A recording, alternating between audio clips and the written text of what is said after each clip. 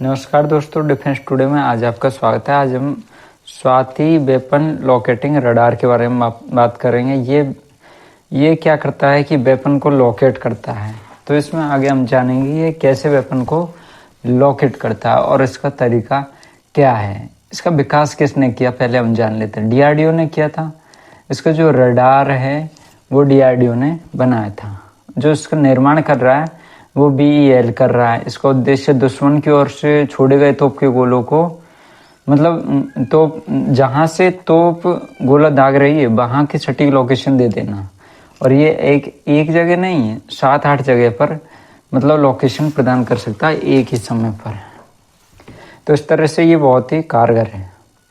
और इसकी तकनीकी विशेषता क्या है कि ये radar active electronically scanned array ऐसे रडार हैं। और फ्रीक्वेंसी की बात करें तो एस बैंड बहुत शानदार फ्रीक्वेंसी है। रेंज 50 किलोमीटर तक ये लोकेशन दे देता है।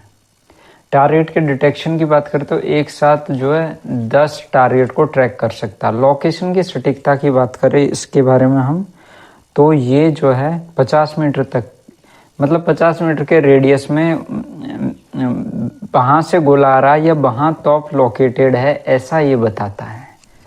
जैसे कि दुश्मन देश ने तोप फायर की तो अब स्वाति रडार ओपन हो गया।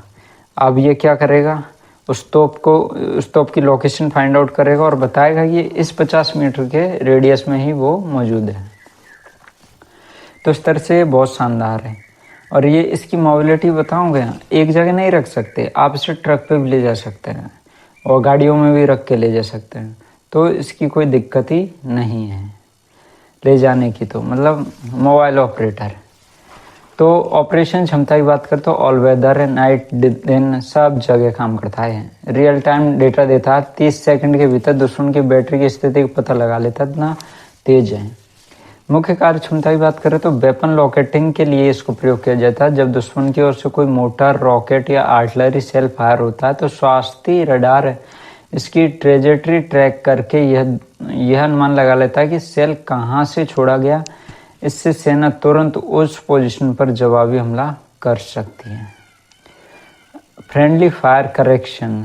स्वाति जो है अपने ही सैनिकों द्वारा दागी गई तोपों की ट्रैकिंग करता है। यह बताता है कि लक्ष्य तक पहुंचेगा ही नहीं। ये भी एक शानदार फीचर है इसमें, जिससे सटीकता बढ़ जाती है तोप के गोलों की।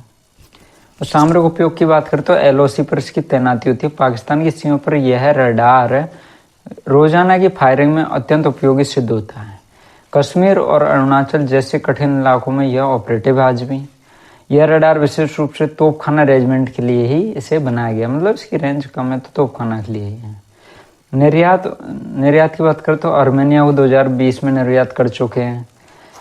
तो वहां भी ये सिद्ध हो चुका है कि बहुत शानदार रडार है। अमेरिका का जो, अब तुलना की बात कर लेते हैं, अमेरिका का जो AN-37 रडार है बहुत महंगा है, तो इसकी तुलना में बहुत सस्ता है। रूस के जो रडार है वो पुराने जनरेशन का है। और चीन का रडार स्वाति जैसा है लेकिन निर्यात के लिए उपलब्ध नहीं है। तो भारत का जो स्वाति रडार है वो शानदार है। तो स्वाति रडार बहुत ही, मतलब डीआरडीओ का बहुत अच्छा काम है कि उन्होंने एक स्वदेशी रूप से ऐसी टेक्नोलॉजी विकसित की है। और स्वदेशी निर्माण तो है, ट्रांसमीटर, मॉड्यूलर सब चीज़ स्वदेशी है इसमें। और भारतीय इलेक्ट्रॉनिक्स लिमिटेड द्वारा पूरी असेंबली होती है। यही ऐसे आधारित स्कैनिंग तकनीक है जो भारत के डीआरडीओ द्वारा ही बनाई गई है। तो आपका क्या सोचना है कि भारत को ऐसे ही और रडार बनाने चाहिए? तो आप अपना कमेंट करके ज़रूर बताइए।